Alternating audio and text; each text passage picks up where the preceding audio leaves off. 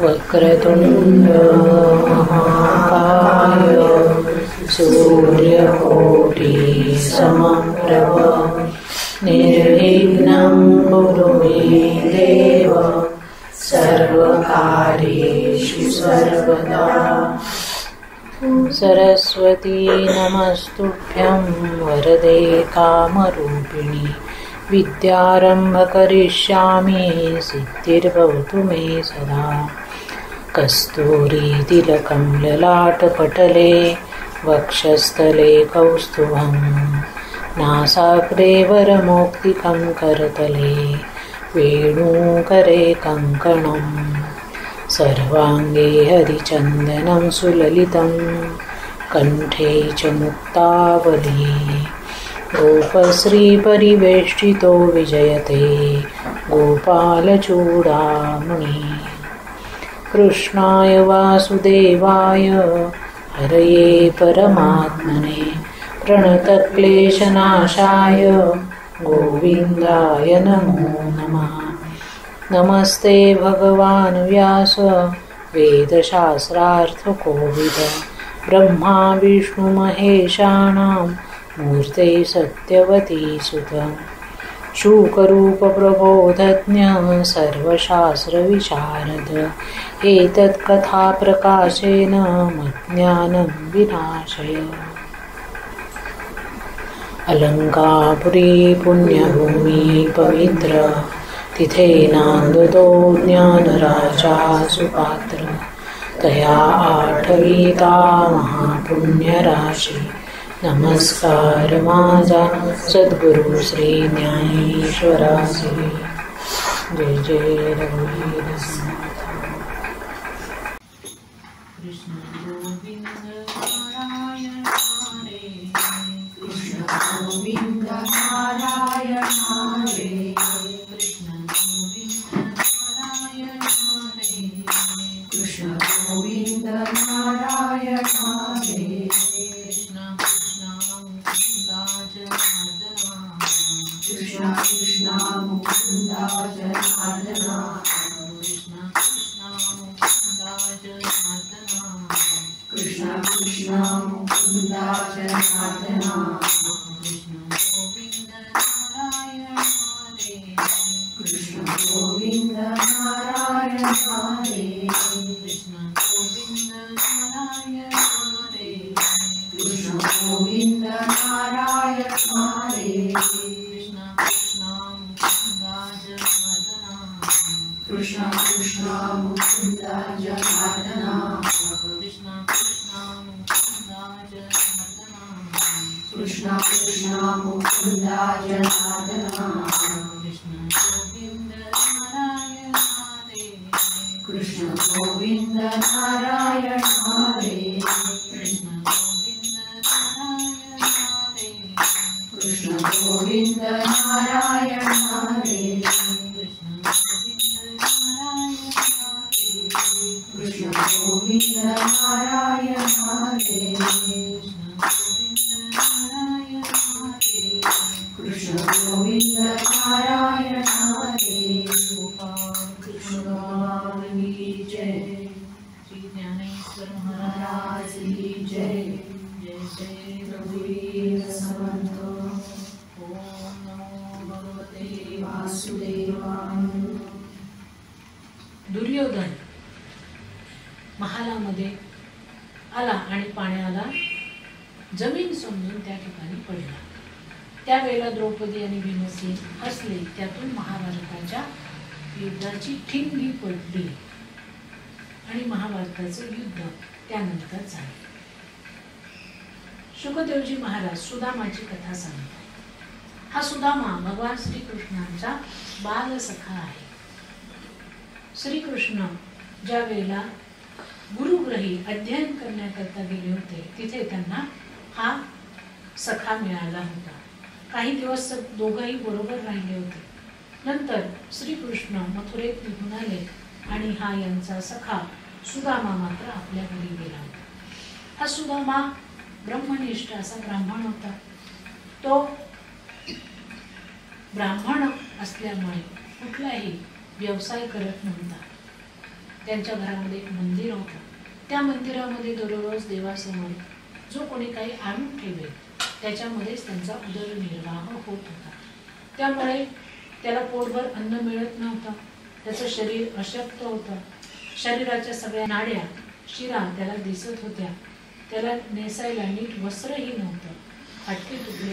फाटके तुटके वस्त्र त्याने परिधान केलेले. त्याच्या बायकोची ही तीच दशा होती. घरामध्ये तांदूळ आले की नवऱ्याला ती शिजवून खाऊ घालायची, स्वतः उपाशी राहायची. दिवसातून कधीतरी 2 वेळचं अन्न त्यांना मोठ्या मुश्किलीने मिळायचं. बहुतेक वेळेला 1 वेळच्या अन्नावरच ते राहायचे. कधी कधी त्यांना उपवास घडायचा, कधी कधी फक्त पाणी पिऊन ते राहायचे. पण अशाही परिस्थितीमध्ये भगवंताची भक्ती त्यांची कधीही किंचितही कमी झाली नाही. किंवा त्यांनी भगवंतांना कधी दूषण पण दिली नाही की आमच्या भगवंतांनी काय ही अवस्था आणली. कुठलाही खेद मनामध्ये न ठेवता भगवंताची अखंड भक्ती ते करत होते. एकदा असं झालं की त्यांना अनेक दिवसांचा उपवास पडला. त्यांना खायला काहीच नव्हतं. तेव्हा सुदामाची पत्नी त्यांना म्हणाली की स्वामी, मी असं ऐकलंय की तुमचे मित्र साक्षात लक्ष्मीपती आहेत आणि ते द्वारकेत राहतात. तुम्ही त्यांच्याकडे जाऊन त्यांना भेटा. तुम्ही गेलात तर आपल्या खाण्यापिण्याची काहीतरी व्यवस्था करा. पण सुदामांना ते काही पटत नव्हतं. श्रीकृष्णांजवळ आपलं काम घेऊन जावं हे त्यांना नकोसं वाटत होतं. त्यांच्या मते भगवंत सर्वज्ञ आहेत. आपली सगळी कर्म कहाणी भगवंतांना दिसते आहे, कळते आहे. जर भगवंतांना असं वाटलं की यांनी पोटभर अन्न खावं तर ते आपल्यावर कृपा करतील. आपण मागायचं कशा? भगवंतांची इच्छा झाली तर ते आपल्याला देतील असं त्यांना वाटत होतं. पण सुदामाने दुसऱ्या बाजूला असा विचार केला की जावं, श्रीकृष्णांना भेटावं. त्यांच्याजवळ मागायचं काही नाही, पण अनेक दिवसांनी त्यांची भेट तरी होईल. त्यांचं मंगल कुशल आपल्याला कळेल. आणि म्हणून ते पत्नीला म्हणाले की तू म्हणतेस तर मी द्वारकेला जातो, भगवंतांना भेटतो. पण भगवंतांना भेटण्याकरता रिक्त असताना जाता येणार नाही. त्यांना काहीतरी तर भेटवस्तू द्यायला हवी. पण घरामध्ये काहीच नव्हतं. सगळं घर रिकामं होतं. तुटके फुटके काहीतरी भांडे होते रोजचं अन्न शिजवण्यापुरते. बाकी घरामध्ये भगवंतांना द्यायला काहीही शिल्लक नव्हतं. इतकं दारिद्र्य होतं. सुदामा म्हणाले की त्यांच्याकडे रिकाम्या हाताने कसं जाऊ. ते ऐकून पत्नी म्हणाली थोडंसं थांबा, 4 घरी जाते आणि काहीतरी मागून आणते. त्यावेळेला ती 4 घरी गेली आणि 4 मूठ चिवडा घेऊन आली. आता 4 घरातला तो चिवडा वेगवेगळ्या प्रकारचा असणार. त्याची चव वेगळी असणार, रंग वेगळा असणार, रूप वेगळं असणार. तिने तो मूठभर चिवडा आणला आणि त्यांच्या अंगावर जे उपरणं होतं, जे फाटलेलं होतं, ठिकठिकाणी त्याला गाठी मारलेल्या होत्या, त्या उपरण्यामध्ये तो मूठभर चिवडा तिने बांधला. त्याला गाठ बांधली आणि सांगितलं की हा चिवडा भगवंतांना द्या. सुदामा आनंदाने द्वारकेला निघाला. तिथलं वैभव ऐश्वर्य पाहून चकित झाला. साधू संत ब्राह्मणांना श्रीकृष्ण कायम भेटत असत. इतर लोकांना वेळा घ्याव्या लागायच्या, पण जर साधू आले, संत आले, ब्राह्मण आले तर त्यांना भगवंत लगेच येऊन भेटत असत. त्यामुळे सुदामा चालत चालत श्रीकृष्णांच्या राजमहालाच्या समोर येऊन उभे राहिले. द्वारका आहे, सोन्याची आहे. तिथे ऐश्वर्याची रेलचेल आहे. फाटका माणूस द्वारकेमध्ये पहिल्यांदाच आला. त्यामुळे प्रत्येक जण सुदामाकडे बघत होते. सुदामा आले आणि द्वारकेचं जे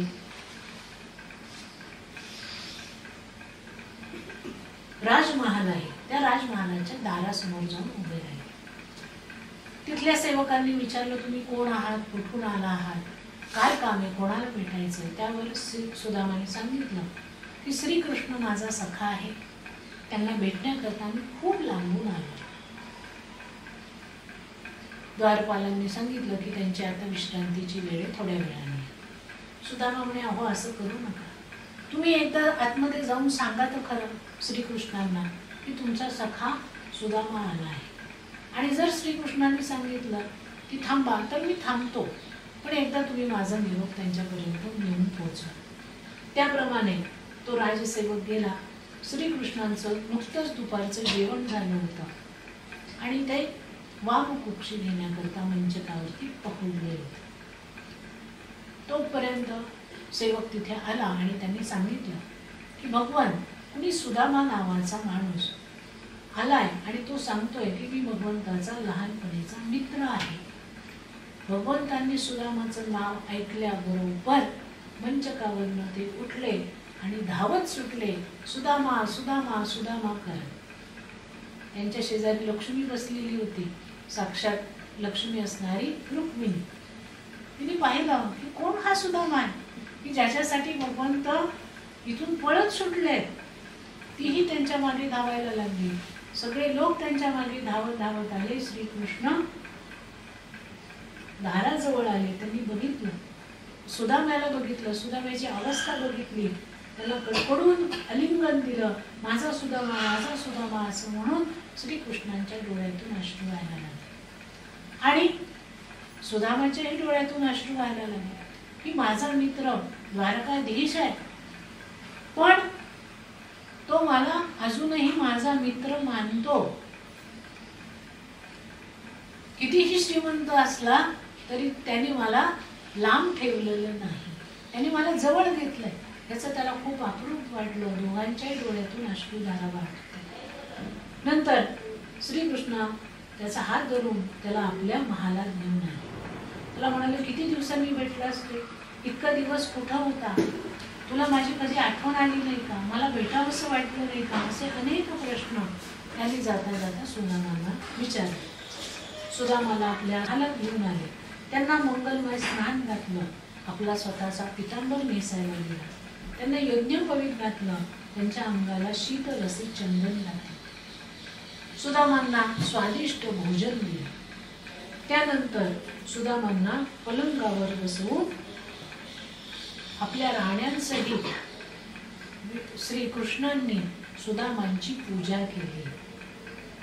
रात्री श्रीकृष्ण आणि सुदामांनी आपल्या गुरुकुलातल्या घडून गेलेल्या घटना प्रसंगांची उजळणी केली. त्यांना सगळं आपलं बालपण आठवलं आणि दोघंही गप्पांमध्ये रंगून गेले. दुसऱ्या दिवशी सुदामा उठले आणि म्हणाले, कृष्णा आता मला जाऊ दे. तुला भेटायला आलो होतो, तुझी भेट झाली, तुझ्याबरोबर गप्पा झाल्या, तुझं सगळं वैभव बघितलं, मला खूप खूप खूप आनंद झाला. श्रीकृष्णांनी विचार केला की हा ब्राह्मण आहे, विप्र आहे, माझा मित्र आहे, आजपर्यंत याने मला काहीही मागितलं नाही, बरोबर आहे, अत्यंत त्यागी आहे, याला मला काहीतरी दिलं पाहिजे. आणि म्हणून भगवंतांनी विचार केला की हा साधा भोळा आहे, याच्याबरोबर जर मी संपत्ती दिली तर हा रस्त्यामध्ये जाता जाता सगळं वाटून टाकेल किंवा कुठेतरी विसरून जाईल, त्यामुळे याला देण्यात काही अर्थ नाही. त्यामुळे भगवंत त्याला म्हणाले, ठीक आहे, तुला जायचंय का? हरकत नाही. भगवंतांनी सांगितलं, तू माझा पितांबर देऊन टाक, की तुझं वस्त्र घे. भगवंतांनी त्यांचा पितांबर काढून घेतला, सुदामाला त्याचं वस्त्र दिलं. त्या वस्त्रामध्ये त्याचं उपरणही होतं आणि त्याला गाठ बांधलेली काहीतरी दिसत. भगवंत म्हणाले, अरे हे काय आहे?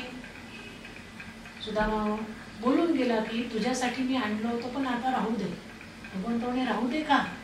हे माझ्यासाठी आणलंय ना, वहिनींनी माझ्यासाठी पाठवलंय ना, मग ते मला देच. सुदामा काही ते देईना, श्रीकृष्ण काही ते घेतल्याशिवाय राहीना. शेवटी श्रीकृष्णांनी त्यांच्या हातातनं त्यांचं उपर्ण काढून घेतलं आणि त्या उपरण्याला जी गाठ मारलेली होती ती सोडली.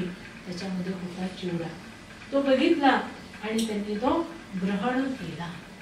एक मूठ ग्रहण केल्याबरोबर तिकडे भगवंताची निम्मी संपत्ती सुदामाच्या घरी जाऊन पोहोचली. भगवंतांनी दुसरा ती पोटली खोलली आणि दुसरा घास, दुसरी मूठ त्यांनी खाल्ली. तेवढ्यात रुक्मिणीने त्यांचा हात पकडला आणि त्यांना म्हणाल्या की अहो, ब्राह्मणांनी पाठवले, ब्राह्मणांचा हा प्रसाद आहे, तुम्ही एकटेच खाणार का? आम्हालाही द्या थोडा थोडा. आणि सगळ्या राण्यांना बोलवलं आणि सगळ्यांना सांगितलं की हा ब्राह्मण देवांचा प्रसाद आहे, सगळ्यांना वाटून टाका. बरोबर आहे. सगळ्यांनी तो प्रसाद खाऊन टाकला. इकडे सुदामांना श्रीकृष्णांनी रिकाम्या हाताने पाठवले. सुदामांनी मनातल्या मनात विचार केला की श्रीकृष्ण किती मोठे ब्राह्मण भक्त आहे पहा, त्यांच्या हृदयामध्ये लक्ष्मी वास करते. त्या हृदयाशी त्यांनी मला धरलं. ज्या हृदयामध्ये भगवंताच्या लक्ष्मी वास करते त्या हृदयाशी त्यांनी मला धरलं. मला स्वतःच्या पलंगावर झोपवलं, स्वतःच्या हाताने माझे पाय दाबले, माझी सेवा केली. त्यांनी मला धन दिलं नाही. त्यांनी विचार केला असेल की माझ्या सुदामाला मी धन दिलं, दौलत दिली तर सुदामा मला विसरून जाईल. सुदामाने मला विसरू नये म्हणून माझ्या कृष्णाने मला काही दिलं नाही. अशा प्रकारे प्रत्यक्ष श्रीनिकेतन श्रीकृष्णांनी मला आपल्या जवळ घेतलं, हृदयाशी लावलं. त्या आनंदामध्ये मग्न होत होत चालत चालत सुदामा आपल्या गावाच्या दिशेने निघाले. तर तिथे त्यांना एक अद्भुत नगर दिसलं, मोठे मोठे महाल दिसले. त्यांना असं वाटलं की विचारांच्या तंद्रीमध्ये, नादामध्ये मी फिरून फिरून परत श्रीकृष्णांच्या द्वारकेतच आलो. माझं गाव विसरून गेलो आणि मी मलतीकडे चाललो म्हणून ते बघायला लागले. तर त्यांची पत्नी 16 शृंगार करून त्यांच्या समोर उभी असलेली त्यांना दिसली. त्यांना असं वाटलं बहुतेक मला भ्रम होतो आहे, मला नको ते सगळं दिसतं आहे. सुदामांनी ओळखलं, एका क्षणात त्यांनी ओळखलं की ही सगळी श्रीकृष्णांची लीला आहे. सुदामा परमानंदामध्ये मग्न झाले आणि त्यांनी संपूर्ण जीवन असंग राहून भगवंतांनी दिलेल्या संपत्तीचा प्रसाद म्हणून त्यांनी ग्रहण केलं.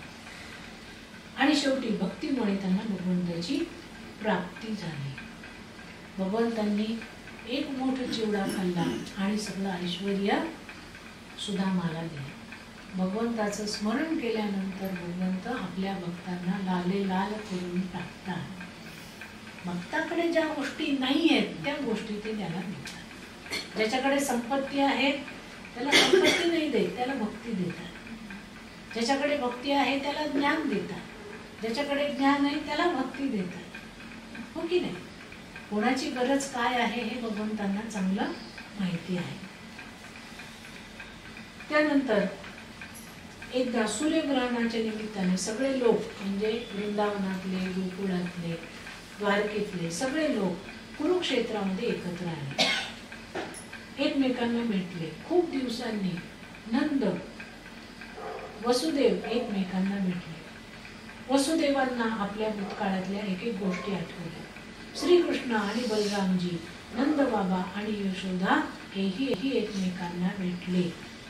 दोघांनी यशोदेच्या चरणी आणि नंदांच्या चरणी दोघेही नतमस्तक झाले. यशोदेने आणि नंद बाबाने श्रीकृष्णाने बलरामांना आपल्या हृदयाशी धरलं. डोळ्यांमधून त्यांच्या अश्रुधारा व्हायला लागल्या. कुणीच कोणाशी काही वेळ बोलेना. सगळ्यांची वाणी मूक झाली, सगळ्यांचे कंठ दाटून आले. नंद यशोदेने रामकृष्णांना आपल्या मांडीवर बसवून घेतलं आणि त्यांच्या हृदयात अनेक वर्षांपासून विरहाचं जे दुःख होतं की श्रीकृष्ण बलराम आपल्यापासून लांब गेले ते विरहाचं दुःख आता नाहीसं झालं. रोहिणी आणि देवकी यशोदेला म्हणाल्या की ब्रजेश्वरी यशोदा राणी, तुम्ही आणि नंद बाबांनी आमच्याबरोबर जी मित्रता निभावली ती दुनियेमध्ये विशेष आहे. तुम्ही आमच्या लहान मुलांना आश्रय दिला, त्यांना मोठं केलं, त्यांना प्रेम दिलं, त्यांचा सांभाळ केला आणि एवढं करूनही तुम्ही त्यांना आमच्या स्वाधीन केलं. तुमचे आमच्यावरती उपकार आहेत. त्याच वेळेला प्रेममयी गोपिका आपल्या प्रियतम श्रीकृष्णांचं दर्शन घेण्याकरता आतुर झाल्या होत्या. नंतर श्रीकृष्ण सगळ्या गोपींना भेटले आणि गोपींशी त्यांनी यथायोग्य असा संवाद साधला. गोपींच्या मनामध्ये श्रीकृष्णांविषयी असणारं अपार प्रेम किती श्रेष्ठ आहे हे पुन्हा एकदा भगवंतांनी गोपींना सांगितलं की तुम्ही जे माझ्यावर प्रेम करताय ते सामान्य प्रेम नव्हे, ते आतापर्यंत कोणालाच जमलेलं नाही असं अद्भुत प्रकारचं प्रेम आहे. आणि मग त्या गोपी खरं तर पहिल्यापासून मुक्त होत्या, पण भगवान श्रीकृष्णांच्या प्रेमामध्ये त्या बांधलेल्या होत्या, त्या कायमच्या मुक्त झाल्या. तिथे भगवान व्यास, नारदजी, चवन ऋषी, देवलजी, अस्तिजी, श्री विश्वामित्रजी, वशिष्ठजी, भृगुजी हे सगळे ऋषीमुनी एकत्रित आले होते. त्या सगळ्या ऋषीमुनींचा योग्य तो आदर सत्कार भगवान श्रीकृष्णांनी आणि बलरामांनी केला. त्यानंतर भगवंतांनी त्यांची स्तुती केली आणि हे दाखवून दिलं की जरी भगवंताचा अवतार पृथ्वी तलावरती झाला तरी सुद्धा महात्मे हे सर्वात श्रेष्ठ आहे. महात्मे, साधू संत, ऋषी मुनी यांच्याशिवाय भगवंतांना कुणीही विचारत नाही. भगवंतांना तेव्हाच विचारलं जातं जेव्हा भक्त त्यांची भक्ती करतात, साधू त्यांचं पूजन करतात, संत या भगवंताशी एकरूप होतात, एकनिष्ठ होतात तेव्हा. हे सगळं झाल्यानंतर तिथे वसुदेवांनी नारदजींना विचारलं की मी संसारी माणूस आहे, सगळ्या कर्मांमध्ये मी लिप्त झालेलो आहे, तर या कर्मातून मुक्त होण्याचं साधन सांगा. त्यावेळेला नारदजींना आश्चर्य वाटलं की ज्यांच्या घरी प्रत्यक्ष भगवंतांनी जन्म घेतलाय ते सुद्धा संसारामध्ये अडकलेले आहे. त्यावेळेला त्यांनी नारदजींना योग्य तो उपदेश केला आणि भगवंताची भक्ती करायला सांगितलं. अशा पद्धतीने हा पुढचा सगळा भाग, कथा भाग जो आहे तो झालेला आहे. भागवताचा 11वा स्कंद आहे, ज्याला मुक्तिस्कंद असं म्हटलं जातं. याच्यामध्ये 31 अध्याय आहेत आणि याच्यात भक्ती आणि जीवाच्या मुक्तीविषयीचं विवेचन केलेलं आहे. या अध्यायामध्ये भगवंतांनी आपल्या मुलांना कायम सांगितलेलं होतं की तुम्ही महात्म्यांचा, ब्राह्मणांचा, ऋषीमुनींचा कधीही अपमान करू नका. तसा जर तुम्ही अपमान केला तर मी तुम्हाला कधीही माफ करणार नाही. आणि असाच एक विचित्र प्रसंग घडला. जांबुवंतीचा मुलगा जो सांब होता, जो दिसायला अत्यंत सुंदर होता, तर त्याने आणि त्याच्या मित्रांनी एकदा साधूंशी, तिथे असणाऱ्या महात्म्यांची टिंगलटवाळी केली.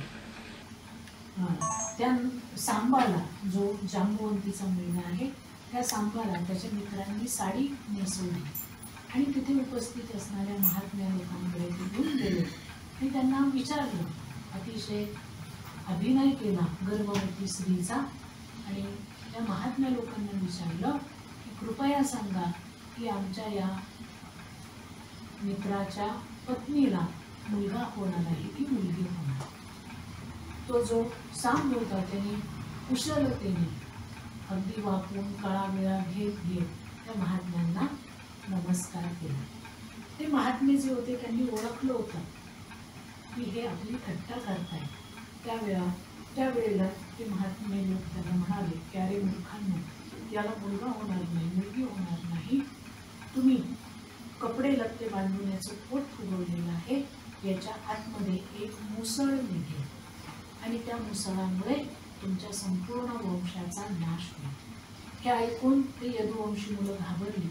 त्यांनी ही गोष्ट कृष्णाला सांगितली नाही, उग्रसेनाला जाऊन सांगितली. उग्रसेनाने त्या मुसळाचं चूर्ण केलं, समुद्रामध्ये फेकून दिलं. नंतर जरा नावाचा एक व्याध होता, त्या व्याधाने एक बाण तयार केला.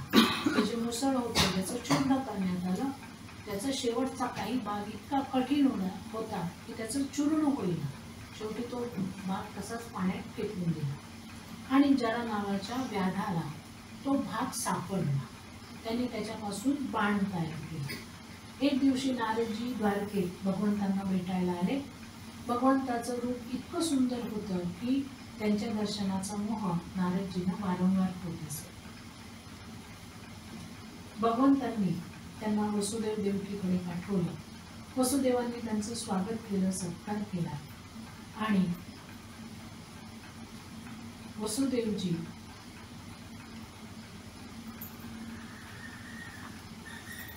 त्यांना म्हणाले, नारदजींना, की माझ्या पोटी भगवंताचा जन्म झाला हे मी जाणतो, पण मायेमुळे माझी बुद्धी भ्रमिष्ट झाली आहे, तेव्हा मला कळत नाही की कशी मी उपासना करावी, साधना करावी, माझं परमकल्याण केलं असा उपदेश करा. नारदजींनी मग त्यांना नवयोगेश्वरांचं आख्यान ऐकवलं आणि त्याच्यातून त्यांना ज्ञान प्राप्ती झाली. त्यानंतर श्रीकृष्णांनी यदू आणि दत्तात्रेयांचा प्रसंग उद्धवजींना सांगितला. त्यातून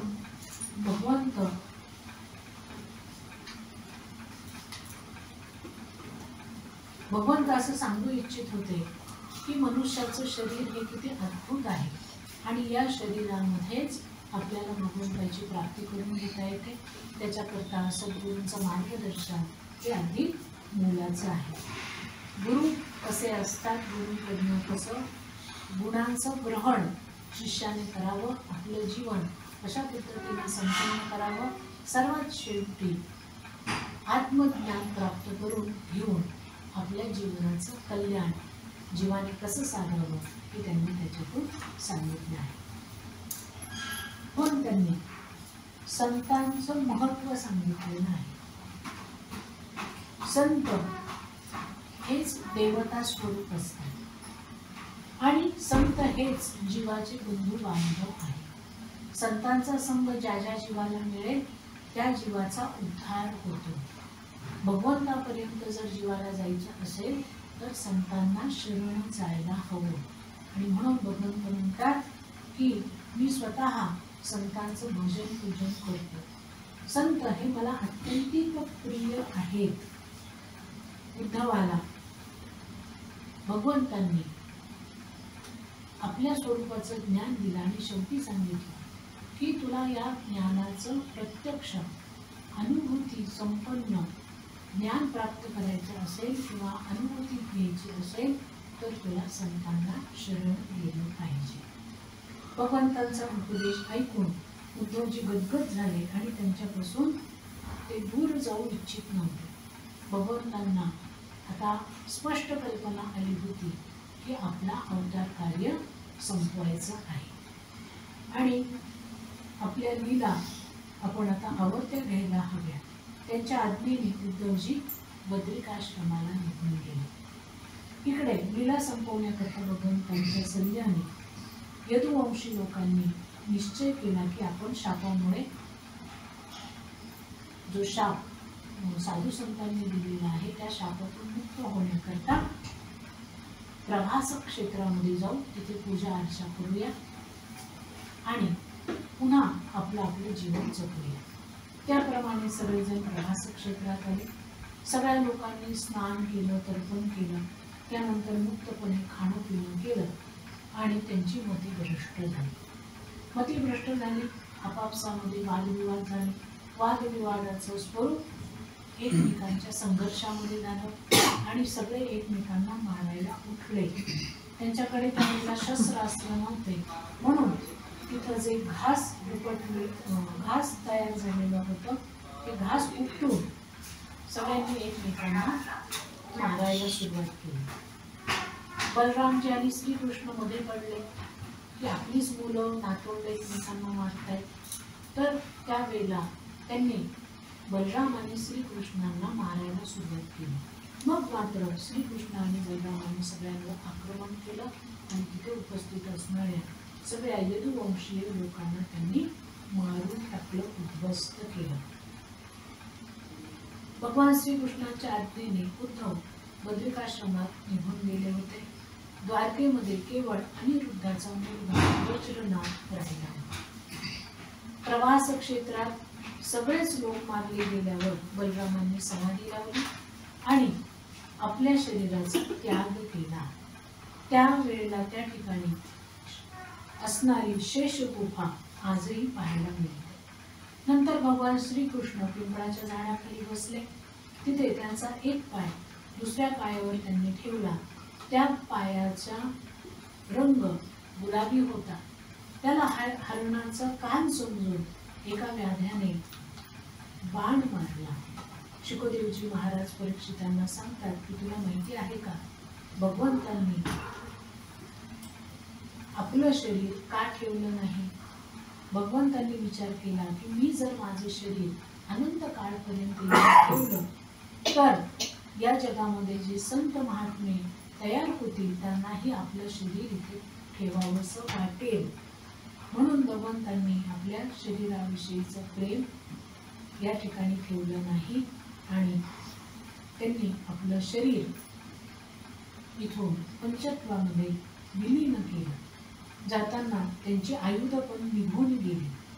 श्रीकृष्णांनी जाताना आपल्या सारथ्याला दारुकाला सांगितलं की तू द्वारकेला जा, वसुदेव आणि उग्रसेनादी लोकांना तिथे घडलेला सगळा समाचार सांग. त्याप्रमाणे दारुकाने तिथे जाऊन सगळं सांगितलं. तिथे हाहाकार माजला. बलरामांची पत्नी त्यांच्या शरीराबरोबर सती गेल्या.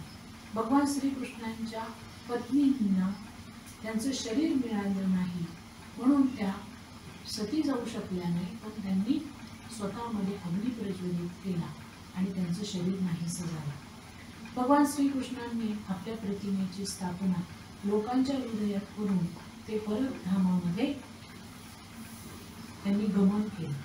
त्यानंतर 12वा स्कंद सुरू होतोय, जो शेवटचा स्कंद आहे. या स्कंदामध्ये शुकदेवजी महाराजांनी कलियुगामध्ये होणाऱ्या राजांच्या नावांचं वर्णन केलेलं आहे.